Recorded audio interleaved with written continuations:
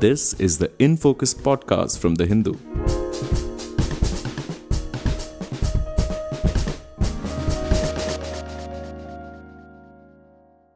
Hello and welcome to the Hindus in Focus podcast. I am Nivedita Varadarajan. This weekend, negotiators and activists from across the world will assemble in Baku, Azerbaijan for COP29, this year's UN Climate Summit. This COP, or Conference of Parties, is dubbed as the Climate Finance COP as it has one big goal: setting up a new climate financing target. This involves figuring out two things: who pays and how much. But the issues of climate financing are not just about setting a target, it is about incentivizing the private sector to invest in greener technologies, providing government regulations that can enable this, and finding out ways to fund the transition. As the world looks eagerly for the outcomes from these talks, I have with me Dr. Monika Gupta, Assistant Professor, Finance and Economics at SPJIMR, to learn more about the issues at hand. Thank you, Professor, so much for joining us today, and welcome to the Hindus in Focus podcast. Thank you for inviting me and for this forum. So, the COP29 summit is going to happen next week from the 10th of November this month. What are some of the basic goals that they are looking for? This COP is supposed to be the COP of climate financing. Can you tell us a little bit about climate financing before we move on to topics related to COP29? Okay, thank you so much, Nivedita, for this question. So, as we all are aware, there's a lot of buzz in the media since the COP29 is coming in Baku, Azerbaijan, the capital of Azerbaijan, and it is kind of in between Asia and Europe. Precisely, there are two major things we all are expecting in this COP29. One thing is the progress of the loss and damage fund, which formed in the COP27 in Egypt. And there was some progress in terms of materializing of this fund last year. So we're expecting more about this fund in this particular conference of parties meeting. And the second important thing is about the new collective quantified goal, which is also known as new NCQG. Now, what is that? At the very early of 21st century, that is in 2009, in COP15, I think it's 15 or 16, meeting at Copenhagen, all countries or the partner countries have realized that there is a need to support or to fund the climate needs of the developing countries, especially that can be served by the developed countries because they're quite ahead in industrialization, as well as they contribute far higher in the ecological footprint and CO2 emission, especially when we look at the per capita emission and per capita ecological footprint. At the same time, they are also having the capacity to finance this climate needs. So at that very time, that is in 2009, they decided to have a particular goal on the climate finance, that which I told, that new collective quantified goal. Let me call this now onwards NCQG. Now, what have they decided at that time? So they say that according to that time, which is now around 15 years ago, the developed country will finance USD 100 billion per year for the climate related needs to the developing countries, especially the climate related adaptation and mitigation mechanism. So they committed this till 2020. But unfortunately, they were never able to meet this target. There was some funding. For example, in the later period, especially near 2020, the funding was around 0.8 billion dollars. Sorry, that is around 83 billion. 83 billion because they committed dollar 100 billion per year. So, especially in 2021, it was around $83 billion, which is falling short of the $100 billion target. Now, what happened in 2020, especially before 2020, after Paris climate meet, where everyone has decided to have intended nationally determined targets, they extended the deadline of this target from 2020 to 2022. Means the developed country will be financing climate needs of developing country $100 per year from not only till 20 but till 2022. 2025, yes. And now what happened till now, what the data is available, it says for the very first time in 2022, they are actually first time they achieved this goal, that is they crossed $100 billion climate finance needs or need of the developing country. Now, at that time, after Paris climate meet, as I told you, that this particular climate finance need and NCQG extended till 2025. So that is the second major focus which everyone is expecting in Baku, that there will be discussion on the progress of this goal or the extension of the goal on the or the revision of this goal. So precisely these are the two major agenda which everyone is looking at. First, the progress of the loss and damage fund, and second, the future path of the NCQG. So the NCQG was not well funded, right? Even though they promised to, they meaning the developed countries promised to give a certain amount of money to developing countries, it was not achieved except for 4 or 3 years, right? Yes, yes, late at the later period of the, especially around we can say 2 years when they exceeded to $100 billion.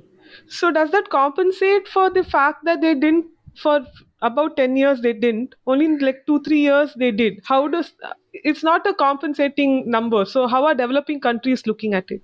So there is, when we talk about the international forum, there's a lot of talk or the debate that who should finance. So everyone agreed at that time, especially when the Copenhagen meet happened in 2009, that yes, since the developed country has the paying capacity and they are responsible for the major emissions, they should compensate. But now what happened over the period of time, there's a lot of, not only it is a climate issue, it become a political issue and the government's own needs. Why, especially look at the populist measure. And when any government comes, they try to look at, they want to please their own government. And they have always this argument that we have so much to do for our own country, especially investment in the renewable energy, reaching to the targets and facing, especially when they face the crisis for the fossil fuel, they're very determined to invest in those technology in their own country. So that was the major issue. They always say, why should we finance the developing country needs? So that was the major issue, and I think that that led to the formation of the loss and damage fund in 2022 at Egypt conference. Now, how these both are different. So the first, NCQG talks about the climate related financial needs, and it captures both adaptation need and as well as the mitigation need. If you want to understand this, there is a very good saying that prevention is better than the cure. So when we say adaptation, it is about the prevention, and when we say mitigation, it is about the cure. Now this cure part is specific related to the loss and damage fund. So there was a around 2 decade progress talking about the mitigation and adaptation, but ultimately it is found major needs are towards the mitigation, so they were not able to meet that. Now at the same time, who is required more these mitigation measure is nothing but the developing country, because given that their geographical condition and the climate adversity like heat waves, floods, etc., they are more prone to have such climate related risk and the adversities. And therefore, this fund came, loss and damage fund, in last year COP meeting. But still, all the organization in the world forum, they're very much concerned about this adaptation part, that why can't we just adopt the environment friendly measures, change the technology, invest in the greener technology and have some behavioral changes. So this is the major issue, why developed countries say that why should we finance, and they were falling short of their target, and then they came up with the loss and damage fund, which actually shows the proof that how developing countries are prone and developed countries should help. So, as you said, the major contention is who is going to fund the transition from fossil fuels to more renewable sources of energy. The problem here comes in who has the cash, who has the technology. Oftentimes, actually, all the time, it is the technology is till China, the rise of China. It was with the developed countries, and the production was also with the developed countries, and obviously the developed countries tend to invest more in research. So how is the balance achieved? Is the balance achieved? Yes, you are correct that is still the responsibilities are not clear. And the question is not only about the developed versus developing country, in other words, global north versus global south, but also there is another major concern, which is public versus private sector. So even in the developed country, whether it will be public versus private, in a developing country, that can private sector be motivated, since the public sector don't have that much fund, because they still have to build the infrastructure and meet the need of the people in the developing country. So these are the two major focus. Second is the transition speed, that if any country is committing and doing, or any private sector, whether it is public and private, they're committing, how long it will take to convert the investment into a particular outcome, that is another issue. And the another, that which is something which is kind of looking at the policy measure, that in few countries there is a huge fossil fuel subsidies, and if they did just do any proactive measure, at least they should curtail those measures which are incentivizing the use of the fossil fuels.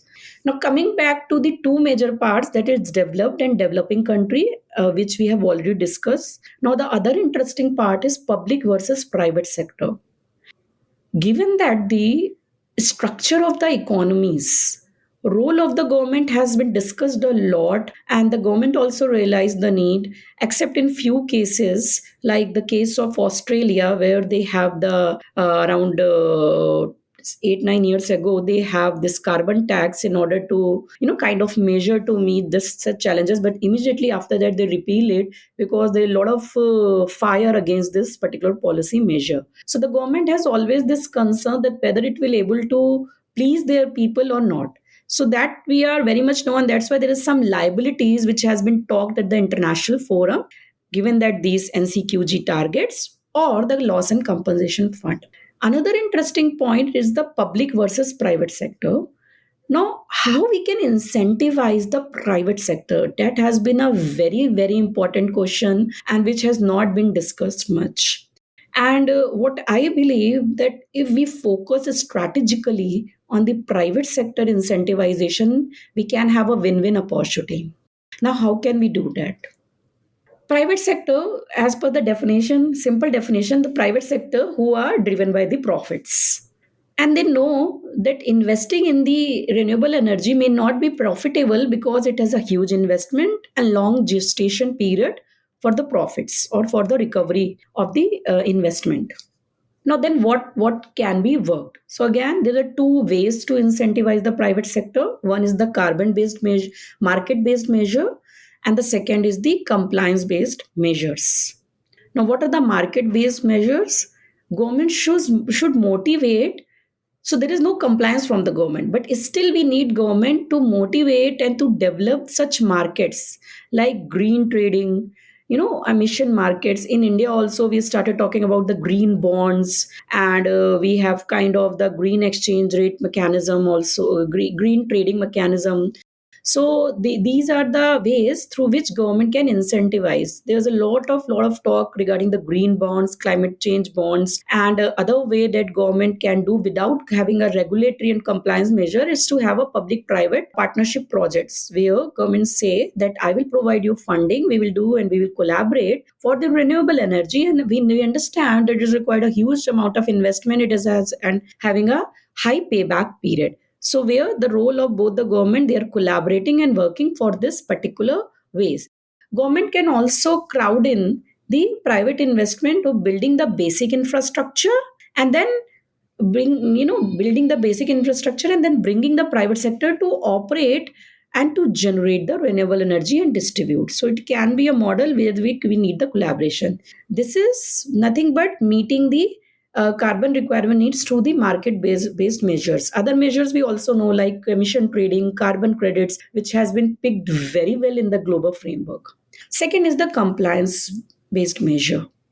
Now, compliance based measures can be many, and if we talk specifically about India, India has also adopted a few compliance based measures. Now, what are these? And interestingly, sometimes it happens that if you look at the global economy, except in especially in case of developed countries framework, except the Scandinavian countries, other developed countries are lagging behind in having such compliance-based measures like taxation, like carbon disclosure mechanism, like cap on their particular emission level, the reporting of the emission levels, etc. Like having some kind of standards. Like in case of transport, we know there's a European emission measures, and in India it is a Bharat emission measures or Bharat standard. Okay, so these are the compliance based measures.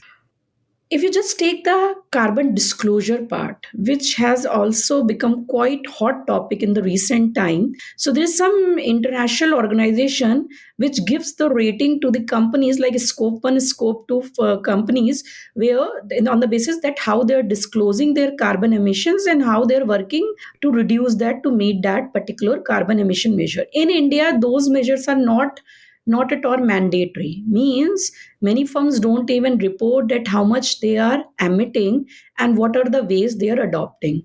So even if we do that, that will help, because Peter Decker said if you can't measure, you can't manage. So unless we have data that which firm is responsible for how much, we can't make them rely responsible. There is a less likely having the incentive to reduce that particular emission rate which currently they are emitting. This is the first thing. Second thing, in compliance measure, just take the case of carbon tax.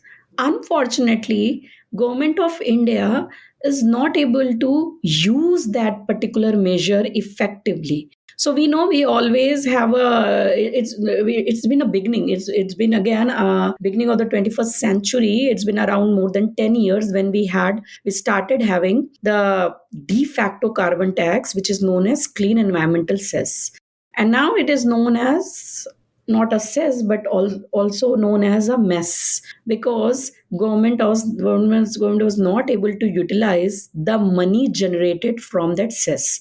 So this is the other part of the compliance, where compliance is working well. They are imposing the tax successfully, they're earning the money successfully, but they are not able to utilize. So it is more about not the policy formulation but policy implementation and utilization.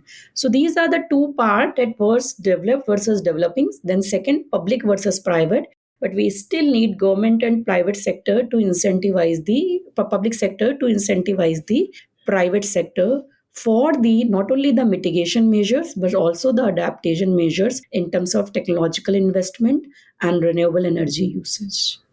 So to give you a little bit of pushback, so if, say, compliance-based measures, for example, steel manufacturing in Europe is they are implementing green steel in Europe, and they want all the people that they are importing from, all the countries they are importing from, to have similar green standards, and they say that this will help reduce carbon emissions not only in the in Europe but also in parts of the world where steel manufacturing is a big deal, like China, like India and Turkey. But these countries are obviously pushing back, saying that they don't have the finances to meet those set standards. How do you reconcile when regulation and industry don't go hand in hand in this matter? Because we can't do much about the regulations happening in the third country, in the third place. So how do we reconcile the two? How can industries like steel become cleaner while investing in green technology, but not at a pace, not as fast as what another country's rule dictate? How can we ensure compliance between the two? So if you take the example of a steel making industry, or for the sake of other companies or firms who are very highly carbon intensive. So now the what happened, since they are very highly carbon intensive, obviously they need large amount of investment to shift or to transit from the fossil fuel to clean energy. Second, it is not very easy to follow the strict compliances. Now, the other important thing we have analyzed recently in case of India, that carbon intensive firms in India are actually willing to invest more for the renewable energy, and they want to transform and gradually want to shift because they are much worried about their public image, they are much worried about their stakeholders, they are much worried about the future compliances which may have, maybe not only in terms of the regulation restriction but in terms of the higher duties, taxes and cess. Now, if you talk about the developing country where there is a mismatch that companies are not following, and there is a gap between the implementation and a particular policy measure, and this is not only case of the European country. In US also, there's the same thing happening. Just take the case of Boeing, because there is a lot of issues with the Boeing planes. It's not a case of a climate change, but it's a different case because Boeing was not following the compliance. Now again, who is important? It's the government. If government is making some policy, they should have a watchdog to take care that whether the firms are following or not, and if they're not, how can you motivate them? It's a very important thing that you should impose huge penalties. This is the one way. Second, there should be a particular regulatory body which also need to understand the firm's need. It's always not the carrot and stick approach. They need to understand why they are not able to do that. Sometime it happens.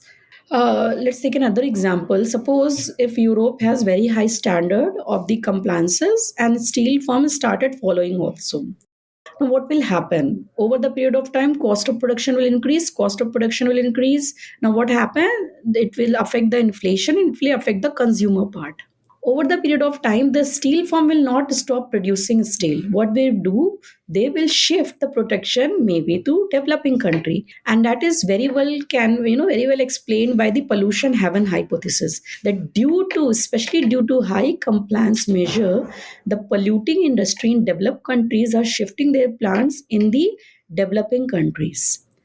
And what happened? Developing countries are very happy because they are getting the FDI, foreign direct investment, and it is good for them. They know the technology, they are providing the employment, and they are very easy money for them to attract.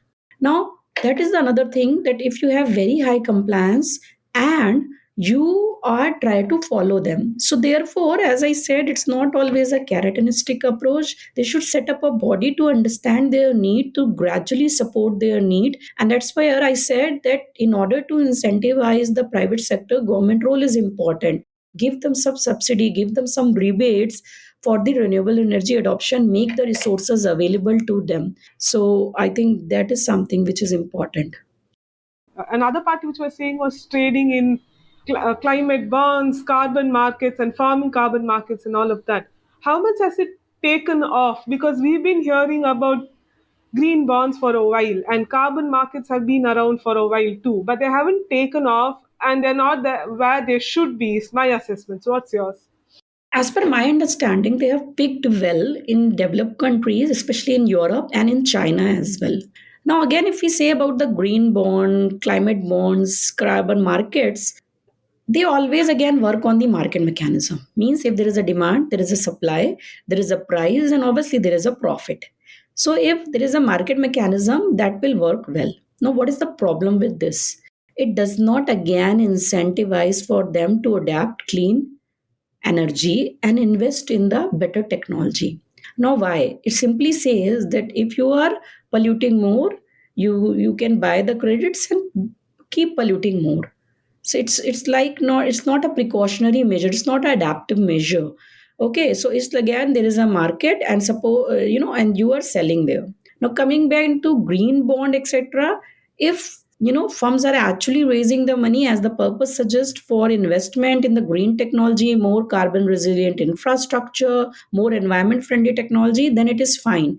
But sometimes there are two issues again: the availability of the funds, the interest rate, that demand and supply mismatch. That again is an issue. But I think if government is proactively helping these particular market measure, they are going to pick up well in future. So yes, the progress is slow, but there is a high potential, and always there should be a balance between the adaptive measures and mitigation measures. Otherwise, till the end of this century, we are just dealing with the loss and damages, or nothing but the mitigation measure will not be able to proactively defeat the climate change fight. So coming back to COP, so we talked a lot in general about how climate financing works. Coming back to COP, COP 27 talked about the damage fund, right? The loss and damage fund. So how exactly does the mechanism work? And we haven't fixed the mechanism yet. So what is the status of it, and how relevant is that for this year? So, just like any other major international forum, we have also seen the NCQG where they're not able to meet the targets.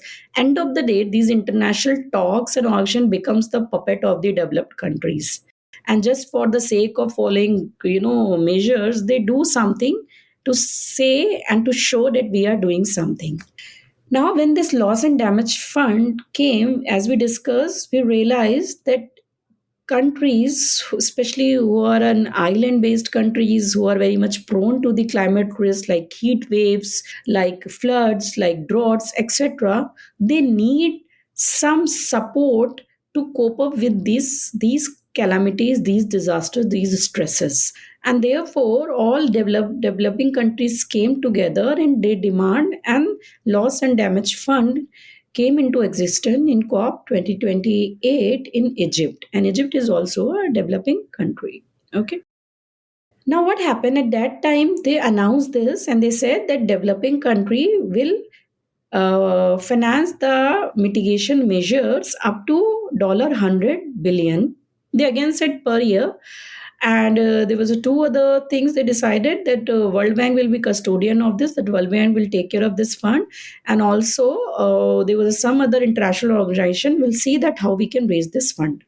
Last year in Dubai, in COP 28, some progress have been discussed in terms of materializing this particular fund, making some policies, guidelines, but still nothing has happened. There was some progress in terms of materialization of this fund, but actually there is no progress happened till now. Now, there are two things happening in which we all are expecting in upcoming COP 29 in the next week. That there are two ways. One, that there will be independent loss and damage fund as it has been discussed, but to ensure the accountability, make some developing country representative to look after that fund and understand the needs of developing country, and also not only saying that developed country will finance, but what are the ways of financing from the developed country. Okay, through the private sector, through some regulatory measure, through some compulsory funding, etc. Second thing, there is also a talk that it can be now under the new NCQG goals, which are we know that they are coming up as a future new upcoming NCQG, because the committed NCQG, the extended date is going to expire in 2025. So we will have new NCQG with new funding deadline, with new transparency, and now they are also topping that it will not be a only quantified goal. There is a time now to check the quality of this goal, the performance, the accountability, the transparency. So there is one other talk that loss and damage fund will be under this particular NCQG goals. So anyway, if this is going to come up, we have to decide the quality of the funds, because it has also been noticed that NCQG most of the time didn't come as a subsidized measure to help the developing country, rather than it is more kind of like debt and equity form, where again they're investing, and if they're investing, they're giving you debt, they're expecting to get back their money after some time. So that is why the quality, the transparency, the approachability, because it has also been noticed the transaction cost of getting this fund was very high in the past, though they claim that they have been able to meet the goal, which is more than $100 billion in 2022, but there was a huge transaction cost. So there are few things they need to check, that there is a transparency, there is a representation from the developing country, there is a proper criteria or guideline to allocate the funds, there are also some regulatory measure to get the funding on time. So these are the few issues which they need to discuss. I think one thing I want to highlight here, one example. In case of India, we know how are we one of the ways we are incentivizing the private sector, it making the CSR which everyone knows is CSR is mandated in India, and every firm has to contribute some of their revenue as the part of the CSR, and CSR is also related to environmental related measures. So now there can be also one thing that around the world, such, because in many developed countries they are not mandated, so can they mandate this, and CSR related funding can be utilized to fund the needs of the developing countries or the countries who are more prone for the climate risk. So this is the one way. Then we also know there's a lot of talk of ESG. It has become a quite, fashion word or the popular word among the people, that ESG and SDGs, meeting the ESG so that we can have the SDG goal. So I think we need to align all these together, and therefore we make actually private sector who has huge potential, huge fund. And also we all know that if they invest in clean energy now, it is going to help them in long term. We need to make them understand, make them aware, and make them create such environment so that they are more motivated to invest. So we need to align all these measures in order to help and work in a holistic way. Finally, before I let you go, I would like to know what is the one thing that we should be looking out for in COP29? So one thing I think not only me but everyone is looking forward, it's not only the talk. So something which should be materialized in a more quantitative and qualitative way. There should be mandatory funding and targets. If they are not able to meet, there should be some penalties, some compensation they have to do. Okay. Now, what I just thinking that how can they do that? I think if we look at the continent-wise geographies, so can we just say, it's just a thought which I am thinking, can we say that in a particular continent, and if most of the time continents has the mix of the developing and developed countries, can one country, developed country, be a parent of a developing country for their environmental needs in that continent? And if so, we are actually not saying develop versus developing, global north versus global north, because that is very broad. And when you are very broad, you cannot understand the local needs. You cannot, make yourself reliable. And this has been working well in case of NGO sector. So we know that how regional NGOs are helpful to understand the regional needs because they have a specific need. So maybe one country is prone for the floods, other country is more for the only heat waves. Okay, so if we can responsible, we make the responsible countries, if not one on one, but the continent wise, it can be more accountable. So that's what my suggestion is that.